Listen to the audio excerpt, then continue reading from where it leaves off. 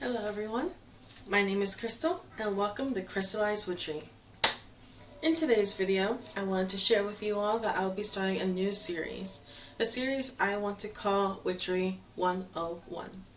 So, in this series, I would basically like to show all sorts of witches, anyone willing to learn. I don't want to keep saying baby witches because you can be a witch for 10, 15, 20 years and still not know everything you need to know. With this video, I want to focus more on written magic. Maybe show you a bit of Theban.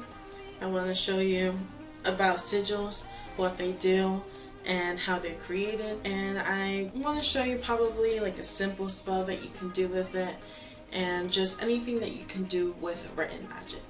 So, I hope you enjoy this segment, and please let me know if you do. Make sure you like if you enjoyed the video, and comment if you have any questions. I'll see you soon. Hello again everyone. Here we are with some simple pen and paper, which I know most people have. If you don't have a pen, I'm sure you have a pencil or some crayons or markers, anything that you can write with. And something to write on, obviously. Whether it be a blank piece of paper like this, leftover newspaper, maybe some napkins, anything you can to write on that you have permission. Obviously, you don't want to write on the walls if you're still living with your parents and they don't approve of that thing. So let's start with possibly a prosperity spell. So I'm sorry ahead of time if you do not like my handwriting. It'll be okay, I won't be offended, but hopefully it's still legible to everyone. And so here I've written prosperity spell. Now with this, what we'll do is in front of me I have the Theban alphabet. So we have A to basically Z and period. So what's period? It's whenever you finish a spell and you kind of just want to end it off there. At the end of the spell, you will be putting this symbol at the end of your paper or whatever it may be. There's that. So obviously, spell things out. We have P. So the symbol in Theban for P is this one here.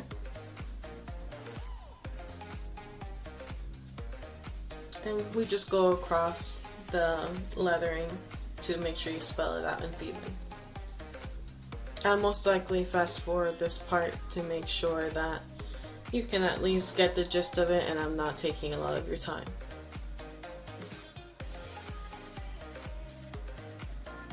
So you see I've just done prosperity. So obviously when you're doing this sort of thing, if you like it to be neat, remember that these characters are not like English. That you actually have to have spaces in between each character so it'll be able to be legible for anyone that might be reading it, or if it's just you looking back on your notes. So just see that they take up a lot of space. Next part that we're doing is spell.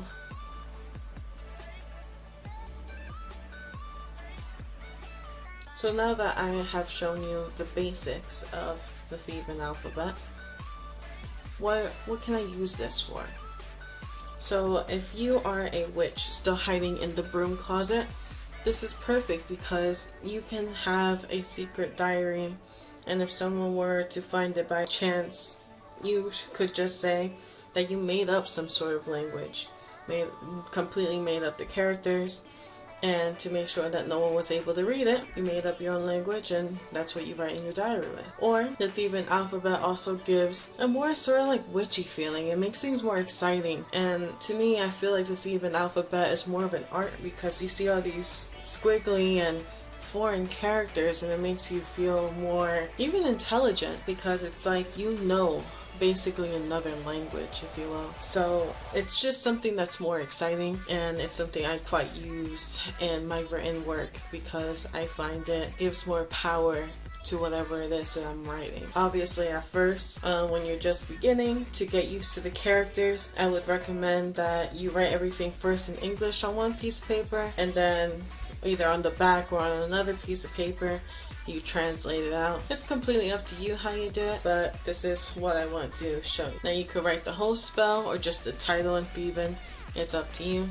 But for the sake of the rest of the video, to make sure that I can properly show everyone how written magic is used, I will be writing in English from here on out. On a prosperity spell, you want to make sure that whatever you're asking for is clear. You never want to create a spell and have like a cloudy mind and never know what you're really asking for, because then it either won't happen or it'll happen but not the way that you want it to. For example, if I have a list of things that I want to happen in my life, I'll put, I want the following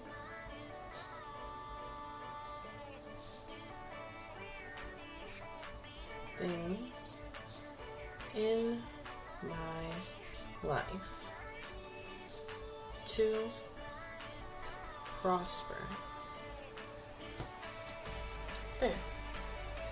And if you'd like, you just put a colon, and that's it.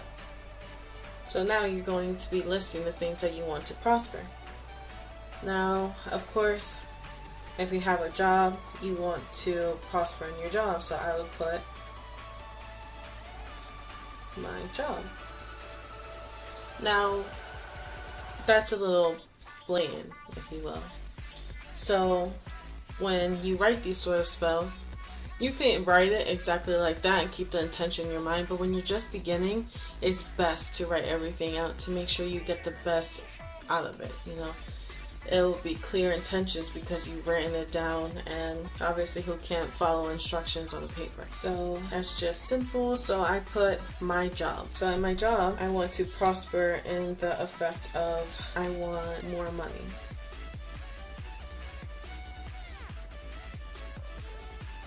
So I put more money. Maybe to get more money, I want a promotion. Next, we can put something like my family.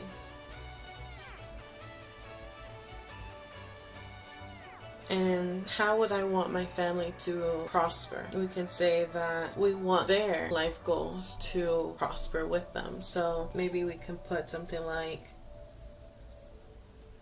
success in their life goals.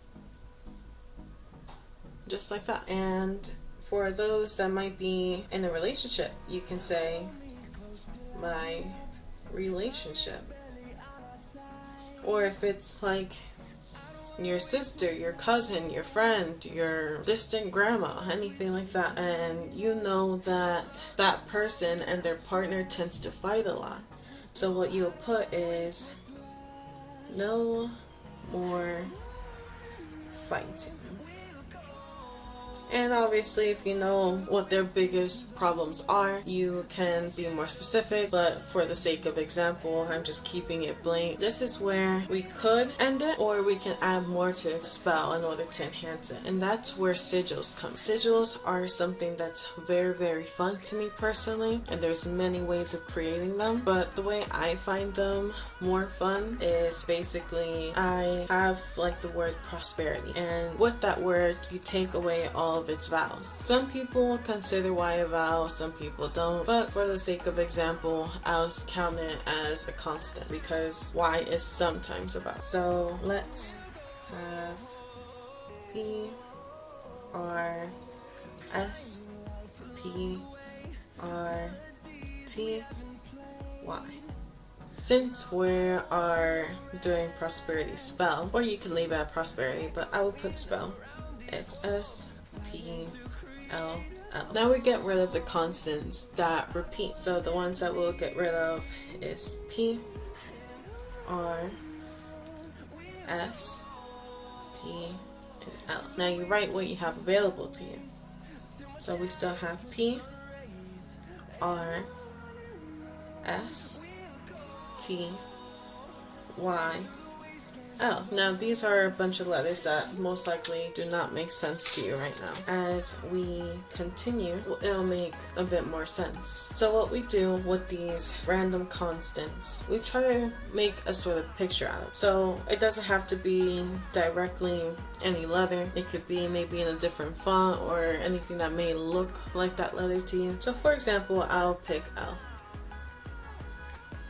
It's like a weird cursive L, like in another font. And so with that, I cross L out. Now we have Y. Since it's right next to it, I'll just go that way. Y, we can maybe do something like this. And now we have Y. So you have the little sticks, do a little swirl, anything to add a bit more detail. Next we have T. So what I'll do, maybe something like that. And now we have sort of like the T form. Next we have S. I can see it as being something like this. So we just continued the pattern. Next we have R. Now you see you start to run out of space in a sense. So it's okay to sort of rotate it. So now we have R. Next and final we have P. So maybe I'll put P right here. So that's all of our letters. But that looks a little blank.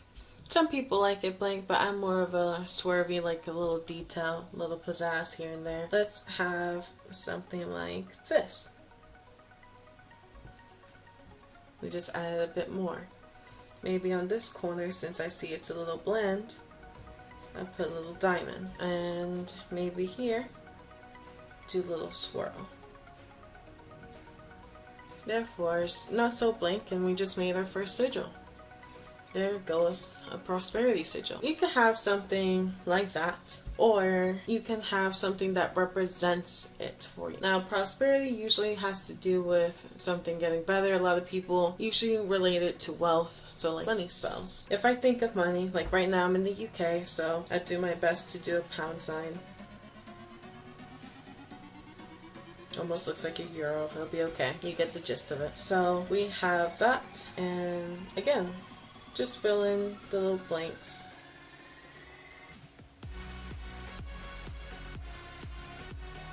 Like that. Now if you're not one that's artsy and you don't want all of this pizzazz, you can have something even more simple. Let's say if you just want to do something along the lines of that. Right in the middle you draw a line. Maybe add something like that so the patterns match. And something like that. There you go. You have something new. Regardless, you can make something at the top of your head, do something like the lettering that makes it like make more sense. Then you add your own personal touch to it, or just use imagery. So it depends on what you would like. But these are the different ways that you can use sigils or create them. What else could I do with sigils? Sigils are one of those things that you could use in written spells like I just done, or you can carve it like into wood or into a candle. So since I might want to use this candle again, I won't do a sigil that means anything. I'll do a sigil that means blank, which is literally, it's just a box.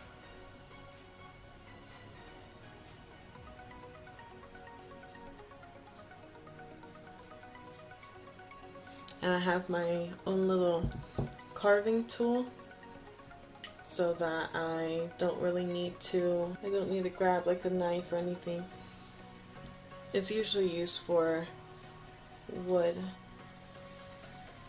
You can see it a little bit.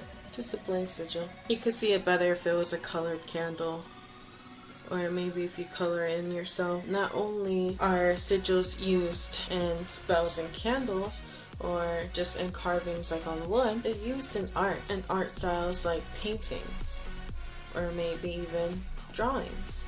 Sigils could be used anywhere you'd like. There's just something that's really handy, especially if you are out in maybe some nature area and you don't have anything to write with. What you can do is maybe get a stone or a stick and write it into the dirt, and because you don't have any materials, sigils are great to memorize or even create on the spot. Just make sure your intention is there and the magic will come from you. I hope that helps, and I will see you very shortly. Hello again, everyone. This has been another Crystalized Witchery video. I hope you enjoyed it. Please let me know if you have any more questions about sigils or the Theban alphabet. Let me know if you have any more questions about random magic. Or just let me know if you have any more ideas or things that you may be interested in to help me create more content for our viewers. This has been another Crystalized Witchery video. Please like if you enjoyed the video. Please comment if you have any questions. And don't forget to subscribe to see more content. This is a new series, so there will be many more videos to come. I hope you enjoyed it, and may your gems continue to sparkle.